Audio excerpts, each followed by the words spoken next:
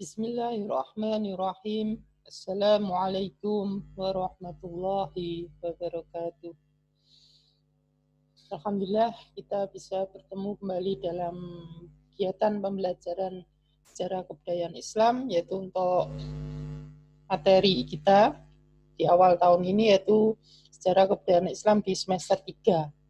Yang mana pada tahun ini materi sejarah kebudayaan Islam itu berbeda dari tahun-tahun sebelumnya, karena pada awal tahun ajaran baru ini kita sudah menggunakan yaitu kurikulum terbaru dari Kementerian Agama sesuai dengan KMA 183.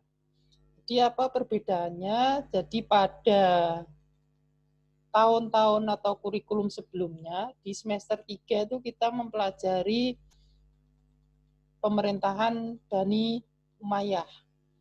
Tapi di tahun ini, mulai tahun ini, di semester 3 kita mempelajari Daulah Abbasiyah, Daulah Utsmani, Kerajaan Mughal, dan dinasti Safawi di Persia. Jadi untuk para peserta didik yang sekarang semester 3, silakan untuk materi Daulah Umayyah atau Bani Umayyahnya dipelajari, mencari referensi dari sumber-sumber yang bisa dijadikan referensi, sehingga ketika masuk ke pembahasan Daulah Abbasiyah ini sudah punya modal, karena kita tahu sistem pemerintahan Islam itu setelah Rasulullah wafat itu dilanjutkan oleh Khulafaur Rasyidin, setelah Khulafaur Rasyidin dilanjutkan oleh Bani Umayyah, kemudian dilanjutkan oleh Daulah Abbasiyah. Nah, antara Daulah Umayyah ke Abbasiyah ini adalah ada sambungan suatu rentetan peristiwa sejarah.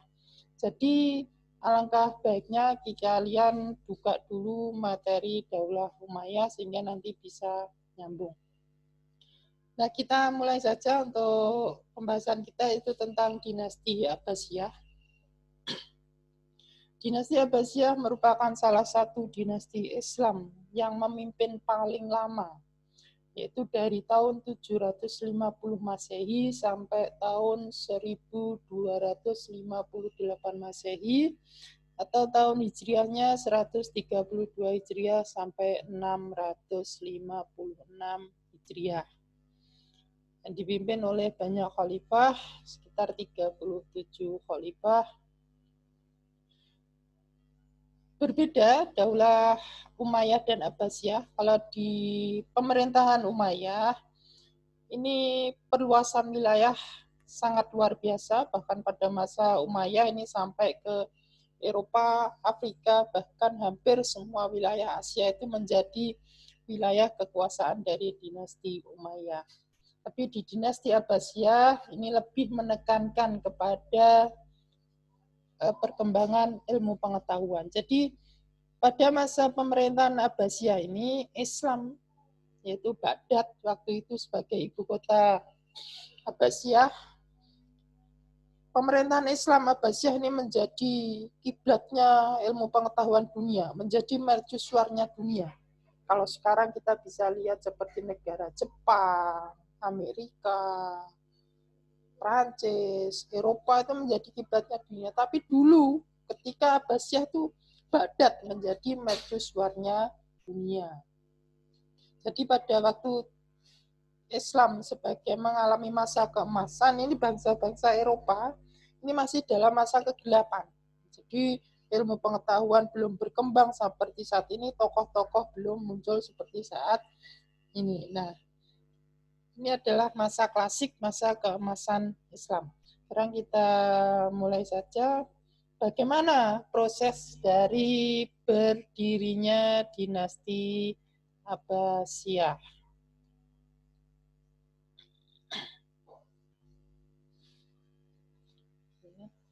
Nah, dari awal, ya, dinasti Abbasiyah itu dilatar belakangi oleh beberapa hal. Yang pertama ini pemerintahan yang korup. Jadi banyak masyarakat, banyak masyarakat di bawah naungan pemerintahan Bani Umayyah. Jadi ini diawali dari pemerintahan Bani Umayyah. Itu tidak sepakat atau kurang paham atau tidak sepaham dengan pemerintahan Bani Umayyah, karena di dalam pemerintahannya banyak pejabat-pejabat yang diindikasi melaksanakan korupsi. Kemudian adanya diskriminasi sosial. Diskriminasi sosial pada siapa? Yaitu kepada kaum Mawali, yaitu kaum Islam di non-Arab. Itu ada pengecualian, ada hak-hak yang dikecualikan. Kemudian juga ini yang kepemerintahan itu hanya oleh bangsa-bangsa Arab. Jadi ada pengecualian tadi. Kemudian juga adanya perang antar suku. Kemudian penindasan kepada kaum Syiah dan Mawali. Ini adalah salah satu indikasi atau dari juga diskriminasi sosial. Jadi kaum Syiah pendukungnya Ali ini dinomor 2-kan di dalam pemerintahan Bani Umayyah atau terjadi diskriminasi juga. Sehingga dari latar belakang sinilah maka muncul gerakan bawah tanah sehingga mengakibatkan propaganda, meletusnya perangan sehingga berdirinya dinasti Abbasiyah. Nah, apa langkah-langkahnya? Siapa yang melahirkan dinasti Abbasiyah itu adalah dari keturunan Bani Abbas. Kita sebelum melangkah ke sini kita lihat dulu siapakah Bani Abbas. Bani Abbas adalah keturunan dari Bani Hasyim, yaitu ketemu dengan keturunan Umayyah itu pada Abdul Manaf.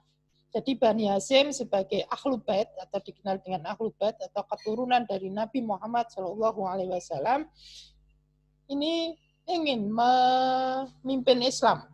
Yang sebelumnya dipimpin oleh Umayyah sebagai keturunan dari Abdul Sam. Kemudian pada masa pemerintahan Umayyah, yaitu pada khalifah yang ke-8, yaitu pada khalifah yang sangat arif, sangat bijaksana, yaitu khalifah Umar bin Abdul Aziz. Ini banyak gerakan-gerakan baru, karena pada masa Umar bin Abdul Aziz, ini gerakan atau kelompok-kelompok baru ini banyak bermunculan, bebas bermunculan. Nah, disinilah siapa? Ali bin Abdullah bin Abbas melakukan sebuah gerakan, yaitu gerakan dari nanti yang mencekal bakali dari lahirnya dinasti Abbasiyah, yaitu ini tokohnya nanti yaitu Ali bin Abdullah bin Abbas, yaitu Ali bin Abdullah. Kemudian nanti dilanjutkan oleh Muhammad bin Ali, dilanjutkan oleh Ibrahim Al-Iman bin Muhammad, kemudian dilanjutkan oleh Abdullah bin Muhammad atau nanti kita mengenalnya dengan Abu Abbas As-Sofah sebagai khalifah pertama dinasti Abbasiyah. Sekarang kita ke proses lahirnya. Yang pertama adalah dengan adanya gerakan propaganda. Gerakan propaganda ini apa? Yaitu gerakan bahwa yang berhak, jadi mengasumsikan pendapat, mengasumsikan kepada masyarakat, khususnya kepada masyarakat Mawali, kaum Syiah, kaum Khawarij, sehingga mereka mendukung gerakan ini bahwa yang berhak memimpin Islam itu adalah dari Ahlul Bait, yaitu dari keturunan Bani Hasyim. Ini gerakan ini dimunculkan oleh Ali bin Muhammad bin Ali bin Abdullah bin Abbas. Nah, gerakan ini belum berhasil. Sampai akhir hayat Ali bin Abdullah bin Abbas ini belum berhasil. Sehingga dilanjutkan oleh anaknya yaitu Muhammad bin Ali. Nah, untuk melaksanakan gerakan propaganda ini, Muhammad bin Ali melakukan rekrutmen terhadap para propagandis, yaitu orang-orang yang menjalankan gerakan ini. Ada banyak, salah satunya adalah tokoh terkenal sampai saat ini yaitu Abu Muslim Al-Khurasani. Abu Muslim Al-Khurasani ini luar biasa. Dia dipercaya di daerah Khurasan, sehingga di wilayah Khurasan ini semua penduduknya mendukung dari gerakan keluarga Abbas. Kemudian juga melakukan gerakan bawah tanah, yaitu gerakan rahasia. Jadi gerakan propaganda, gerakan bawah tanah ini dilakukan bersamaan dengan kegiatan masyarakat. Salah satunya ketika naik haji, ketika berdagang, ini melakukan propaganda. Oh, ini loh. yang berhak memimpin Islam itu adalah Ahlul Bait. Seperti itu salah satu contoh propagandanya. Kemudian melakukan politik bersahabat. Apa maksudnya melaksanakan politik bersahabat? Jadi ketika gerakan ini dilakukan, keluarga Abbas ini tidak menggunakan nama Bani Abbas karena takut nanti terjadi bahwa ini dari Bani Abbas, tapi mengatasnamakan dari keturunan atau dari keluarga Bani Hasyim atau Ahlul Bait, sehingga banyak simpatisan masuk bergabung karena mereka juga sangat fanatik terhadap keluarga dari Bani Hasyim, apalagi para mereka kaum yang baru masuk Islam. Ini adalah sebuah kekuatan tersendiri untuk melaksanakan gerakan dari Bani Abbas. Kemudian setelah Muhammad bin Ali wafat, dilanjutkan oleh Ibrahim bin Muhammad, kemudian dilanjutkan oleh Abdullah bin Muhammad, atau yang nanti kita kenalnya dengan Abu Abbas As-Soffah. Meletuslah pertempuran Zab. Ini pertempuran dari Abbas yang dipimpin oleh Abdullah bin Muhammad melawan dari pasukan Muawiyah yang waktu itu Khalifah ke-14 yaitu Muhammad bin Marwan, sehingga kemenangan diraih oleh keluarga Abbas.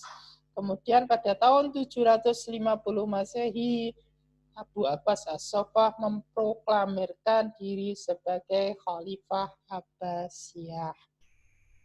Nah, itu sedikit pendahuluan untuk berdirinya dinasti Abbasiyah. Nah, nanti di pemerintahan Abbasiyah ini ada 5 fase, yaitu fase pembentukan, fase kedua, ketiga, keempat, dan kelima, yang akan kita bahas pada nanti pertemuan berikutnya. Jadi, di Abbasiyah ini sebenarnya adalah masa keemasan Islam yang luar biasa. Pemerintahan Islam yang memimpin paling lama. Masa di mana Islam menjadi mercusuarnya dunia. Masa di mana Islam menjadi kiblatnya dunia. Semua ilmu pengetahuan, tokoh-tokoh itu keluar atau muncul ketika pemerintahan dari dinasti Abbasiyah. Nah, sampai di sini dulu untuk pembahasan, untuk pendahuluan dari proses lahirnya Abbasiyah.